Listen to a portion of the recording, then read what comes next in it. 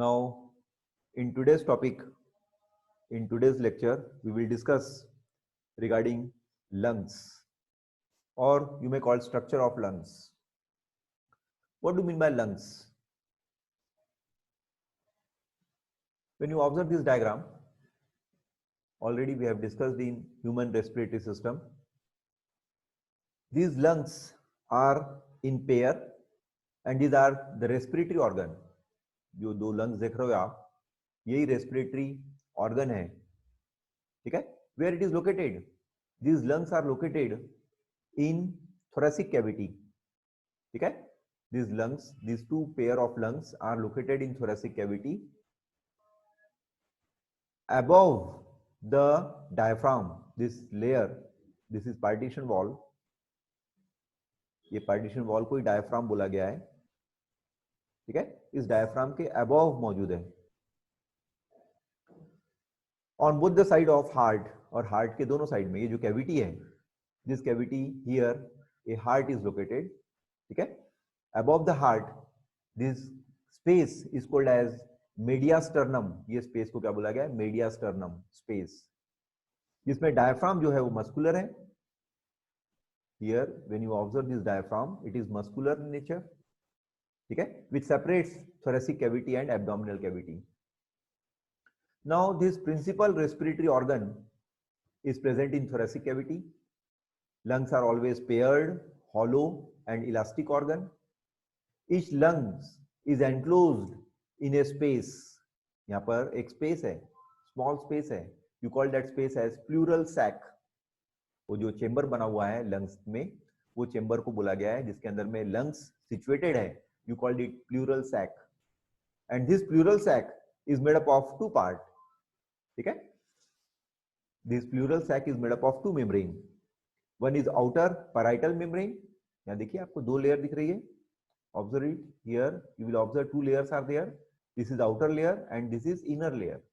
The outer layer is called parietal layer and inner layer is called visceral layer.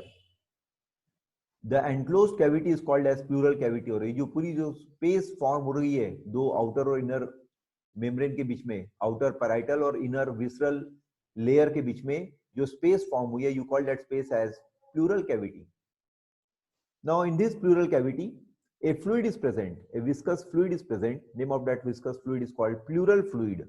You call that fluid as pleural fluid. ये देखिए blue colour का जो area दिख रहा है, ये एरिया पूरा फिलअप किया हुआ है एक स्पेशल फ्लूइड से, and you call that special fluid as pleural fluid.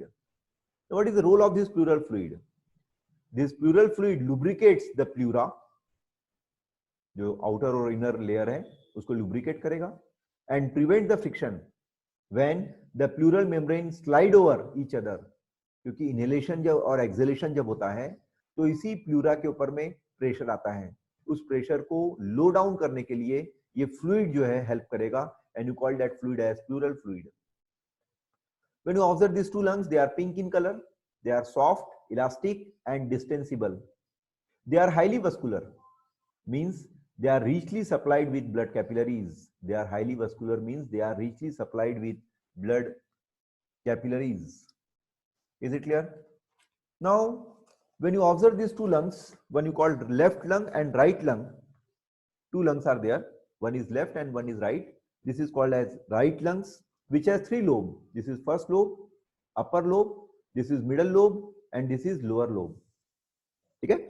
The upper lobe is called superior, middle lobe, and the lower lobe is called inferior. This is called as inferior lobe. All these lobes are separated by fissure. This is fissure. This layer. This is second layer. All these layers are called as fissures. One is called horizontal fissure and one is called oblique fissure. जिसमें एक fissure जो है horizontal है और एक fissure जो है वो oblique है. Similarly, when you observe the left lung carries two lobes. Left lung is made up of two lobes. ठीक है? So that left lung divide into superior lobe and inferior lobe. जिससे left lung जो है दो lobe में divide हो गया, एक upper superior and lower inferior. These lobes are again separated from each other by presence of only one fissure, and you call this fissure as oblique fissure. सिर्फ एक ही fissure से ये distinguish हुआ है, जिसको बोला जाएगा oblique fissure. जबकि राइट लंग जो है इसमें दो फिशर थे, एक फिशर को बोला गया था हॉरिजॉन्टल फिशर और एक फिशर को बोला गया था ऑब्लिक फिशर। ये ध्यान में रखिए, एमसीक्यूज में जनरली पूछा जाता है कि लेफ्ट लोब में कौन सा फिशर है और राइट लोब में कौन सा फिशर है। राइट लोब में आपको बताना है दो फिशर्स रहते हैं, एक हॉरिजॉन्टल और एक ऑब्लिक, जबकि लेफ्ट लोब में सिर्फ एक ही फिशर है and you call that fissure as oblique. Is it clear? Now when you observe this complete pleural cavity or pleural space जिसमें अपन ने pleural fluid बोला गया है, ठीक है, this the characteristic feature of this pleural fluid is it is glycoprotein in nature, ठीक है, and this pleural fluid is secreted by pleura। ये भी ध्यान में रखिए, बहुत बार क्वेश्चन आया है, ठीक है, who secretes pleural fluid, तो यहाँ आप क्या लिखोगे, pleural fluid is secreted by pleura and the main role is to lubricate pleura and reduces friction। Is it clear? Lungs के बारे में तो बात हो गई। अब देखिए कुछ क्वेश्चंस दिए हुए आपके बुक में, when you observe your book, few questions are there, that questions are based on human respiratory system. One is find out, ठीक है, and one question, do you know Shreyas choked while eating dinner, how can you help him, what is the immediate help that can be given to him. Again, I am repeating question. Shreyas choked while eating dinner. How can you help him? What is the immediate help that can be given to him? ठीक है, एकदम easy question है. If the choking is mild, we can ask him to cough. गले में अगर कोई चीज अटक गई हो तो उसको बोला जाएगा श्रेयास को कि आप कफ कर दो, and remove the obstruction himself. Depending on nature of blockage, अगर बहुत ज्यादा ब्लॉकेज आया है, if it is major और बहुत ज्यादा तकलीफ हो रही हो, one can ask for medical assistance, उसी समय उसको मेडिकल हेल्प जो है देनी पड़ेगी, ठीक है। One more question related to respiratory system, find out Kavya underwent a surgical procedure called rhinoplasty. What could have been the reason for such a surgery? On which part of the body is it carried out? Again a very easy question. Kavya को surgery करनी पड़ी और उस surgery को बोला जाता है rhinoplasty. कौन सा रीजन है जिसको उसको राइनोप्लास्टी सर्जरी करनी पड़ी, ठीक है, और ये राइनोप्लास्टी सर्जरी जो है बॉडी में कौन से पार्ट में होती है। Rhinoplasty is a surgical procedure done by varied reason, बहुत सारे रीजंस है जिसमें राइनोप्लास्टी की सर्जरी जो है जनरली इंडिविजुअल करवाता है। Kavya might have undergone this surgery for cosmetic reason, shape और साइज जो है उतना अच्छा नहीं था इसलिए उसको कॉस्मेटिक रीजन के कारण राइनोप्लास्टी सर्जरी करानी पड़ी। Treatment for disfigurement resulted from trauma और birth defects, to repair fractured nose or nasal septum, and generally this rhinoplasty surgery is performed on nose, और rhinoplasty surgery जो है कहाँ की जाती है, नोज में की जाती है। तो ये कुछ बेसिक क्वेश्चंस रहते हैं जो स्टूडेंट समय पर नहीं लिख पाता, ठीक है। अगर ये प्लूरा जो है, observe this layer, double layered membrane called pleura, if it get inflamed, अगर इसमें स्वेलिंग आ गई, at that time one disease is there, you call that disease as pleurisy, उस समय उस डिसीज को क्या बोला जाएगा, pleurisy, and it causes collection of fluid in pleural cavity, और प्लूरल कैविटी में जो प्लूरल फ्लूइड है इसमें बहुत ज्यादा कलेक्शन अगर हो जाए फ्लूइड का, उस समय एक डिसीज हो जाएगा and you call that disease as pleurisy, ठीक है। Lung surface against the ribs is called costal surface, ये पूरे जो लंग्स है ये थोरेसिक कैविटी के अंदर में एम्बेडेड है, इज इट क्लियर। और when you observe the surface of lungs against the ribs is known as coastal surface, उसको क्या बोला गया है, coastal surface। और on an average the alveolar sac जो है वो 20 alveoli जो है प्रिपेयर करता है, and they appears like grapes, and when you observe the diameter of alveoli it is 0.1 millimeter and total amount of alveoli is 750 millions present in human lungs, and the total surface area of alveoli is about 50 times the surface area of skin. Total जो skin का surface है उससे अगर compare किया जाए तो 50 times जो है ये सरफेस एरिया ज्यादा है alveoli का, which gives you a total results when you observe our lungs. And the main reason of lungs is, what do you mean by mechanism? आपको एक टॉपिक और डिस्कस मालूम रहनी चाहिए regarding mechanism of respiration. You know very well, during breathing there is expansion and contraction, जिसमें lungs का expansion और contraction होता है. ठीक है, the lungs cannot expand or contract by themselves. लेकिन आपको अभी ये नहीं मालूम होगा कि lungs खुद expand और contract नहीं होता, expansion और contraction खुद नहीं करता. क्यों? Because they have no muscle tissues. क्योंकि lungs में कोई muscle tissues नहीं है. लेकिन expansion और contraction भी lungs का करता कौन है? The air is brought in and out of the lungs by the movement of thoracic cavity. Air का इनहेलेशन एक्सहेलेशन जो लंग्स में हो रहा है वो थोरेसिक कैविटी के द्वारा होता है. ठीक है, इन विच लंग्स आर लोकेटेड, और जिसके अंदर में थोरेसिक कैविटी के अंदर में ही लंग्स जो है लोकेटेड है. Thorax is an air tight compartment, जिसमें थोरैक्स जो है कंप्लीट एयर टाइट कंपार्टमेंट है, which is bounded dorsally by vertebral column, जिसमें बैक साइड से थोरेसिक कैविटी जो है वर्टिबल कॉलम से ज्वाइन किया हुआ है. वेंट्रली फ्रंट साइड से वो स्टर्नम से ज्वाइन किया हुआ है, और लैटरली साइड से वो रिब से ज्वाइन किया हुआ है. अपर सरफेस से एंटीरियरली वो नेक के साथ ज्वाइन है, और पोस्टेरियरली लोअर सरफेस से वो डायफ्राम से ज्वाइन है. इसलिए the complete movement of thorax is controlled by two sets of muscles, one you called external and internal intercostal muscles, and the muscles are attached in between adjacent ribs. और उसी muscles के through, चाहे वो intercostal muscles externally हो या internally हो, lungs के ऊपर प्रेशर आता है और ये लंग्स जो है बराबर समय पर कॉन्ट्रैक्ट होता है और रिलैक्स होता है. इसलिए मैकेनिज्म ऑफ रेस्पिरेशन में आप देखे कि लंग्स खुद स्वयं कॉन्ट्रैक्ट और रिलैक्स नहीं होता, क्योंकि लंग्स के बाद खुद का मसल टिश्यूज जो है मिसिंग है. Now each sac has about 20 alveoli which looks like grapes. They are covered with a network of capillaries from pulmonary artery and pulmonary vein. Observe this diagram. यहाँ पर आपको grape like structure दिख रहा है. The alveoli have very thin 0.001 millimeter wall composed of simple non-ciliated squamous epithelium. It has collagen and elastin fiber. This makes the alveoli very flexible. Again, बराबर ध्यान में रखिए, these two types of fibers are present.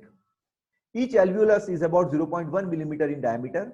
The human lungs has about 750 million alveoli, which increases surface area for exchange of gases. The total area covered by them is about 50 times the surface area of skin. Alveoli is supplied by a network of pulmonary capillaries, which gives you detailed information of lungs, जो आपको पूरी detailed information देगा lungs की. Now when you observe the histology of lungs, when you cut these lungs and observed under microscope, the lungs are spongy mass formed by numerous air pockets, जो अपन discuss किए, जिसको अपन alveoli बोले हैं, जो cover किया हुआ है स्मूथ मसल फाइबर से, जिसको अपन ने विसरल प्लूरा बोले हैं, जिसको अपन ने क्या बोले, विसरल प्लूरा. तो ये जो स्टडी है, this study is done anatomically. ये स्टडी काय में की जाएगी, anatomically. Now observe the mechanism of respiration. When you observe the mechanism involves two important steps. One important step is called breathing and one important step is called as expiration. दो special technique है यहाँ पर. You call one technique as breathing, जिसमें आप देखिए air in हो रहा है, and one technique is called exhalation, जिसमें एयर जो है एग्जिट हो रहा है. Is it clear? Now when you observe breathing, in general you called it intake of air in lungs is called inspiration. Intake of air in lungs is called as inspiration, and giving out of air from the lungs is called expiration, or in general you call it as inhalation and you call it exhalation. Okay, how the mechanism is observed in this phenomena? When you observe the mechanism of breathing, particularly in first step called inhalation, as a result of contraction of external intercostal muscle, ribs pull outward and the volume of thoracic cavity enlarges. thoracic cavity की जो area है वो बढ़ जाएगी. क्यों बढ़ रही है? क्योंकि इंटरकोस्टल मसल ने रिब्स को प्रेशराइज किया है. इंटरकोस्टल मसल्स रिब्स को जब प्रेशराइज करेगा तब अंदर की थोरेसिक कैविटी का जो वॉल्यूम है वो बढ़ जाएगा, जिसके कारण ये जो डोम शेप का जो डायफ्राम दिख रहा है आपको, this is dome shape diaphragm, जो डिस्टिंग्विश किया था थोरेसिक रीजन को और एब्डोमिनल रीजन को. This dome shape diaphragm becomes flat. This further increases the volume of thoracic cavity, जिसके थ्रू थोरेसिक कैविटी का वॉल्यूम जो है वो बढ़ा देगा. As a result the lungs expands in size, जिसके थ्रू लंग्स का साइज जो है वो क्या हो जाएगा? एक्सपांड हो जाएगा. जिसके कारण क्या होगा? The atmospheric air rashes into the lungs. ये पूरा एटमॉस्फेरिक एयर जो है लंग्स के अंदर में एंटर होना चालू हो जाएगा through a respiratory passage and bronchi. ठीक है. अब यहां क्या होगा? The air is taken in until the air pressure in lungs equals the atmospheric air pressure. Air कब तक अंदर एंटर होगी? जब तक एयर प्रेशर जो है लंग्स का इक्वल हो जाएगा एटमॉस्फेरिक प्रेशर से, तब तक एयर का इन जो है होता जाएगा. Is it clear? यहां देखिए डायग्राम दिया हुआ है. Ribs cage expands as rib muscles contract. जैसी रिब मसल्स, दो रिब्स के बीच में जो मसल्स है ये जैसी कॉन्ट्रैक्ट हुई, ठीक है, और वो कॉन्ट्रैक्शन कौन करवा रहा है? रिब केज करवा रहा है, जिसके थ्रू स्पेस मिल जाएगी लंग्स को, और उस स्पेस के अंदर में लंग्स जो है एयर को इन करने में हेल्प करेगा. Now come to second step called expiration. Come to second step of mechanism called expiration. During expiration all the movement occur in reverse sequence. अभी तक जो एयर इन हुआ था, अब यहां से एयर जो है वो एग्जिट होना चालू हो जाएगा. पूरा अपोजिट प्रोसेस है ये. इंटरनल इंटरकोस्टल मसल्स, अभी यहां पर आपने देखे थे एक्सटर्नल इंटरकोस्टल मसल ने हेल्प किया, अब यहां पर कौन हेल्प कर रहा है? Internal intercostal muscles contract. The ribs are pulled to their original position. जो रिब्स के ऊपर में प्रेशर आया था पहली स्टेप में, अब ये रिब्स जो है अपने ओरिजिनल फॉर्म में जा रहा है. डायफ्राम भी लोअर मोस्ट पोजीशन में जो डायफ्राम दिख रहा है डोम शेप का, ये भी डायफ्राम जो है रिलैक्स हो जाएगा and it again becomes dome shape, और फिर से अपने ओरिजिनल फॉर्म में आ गया. As a result the volume of thorax decreases, जिसके थ्रू थोरैक्स का जो वॉल्यूम है वो डिक्रीज हो गया एंड लंग्स गेट प्रेस्ड, और लंग्स के ऊपर में प्रेशर आया है. It causes expulsion of air from lungs, जिसके थ्रू लंग्स के अंदर में जो एयर आ गया था एक्सेस, वो एयर जो है अब नोज के थ्रू अपन क्या कर रहे हैं उसको, माउथ के थ्रू अपन क्या कर रहे हैं उसको एक्सेल कर रहे हैं.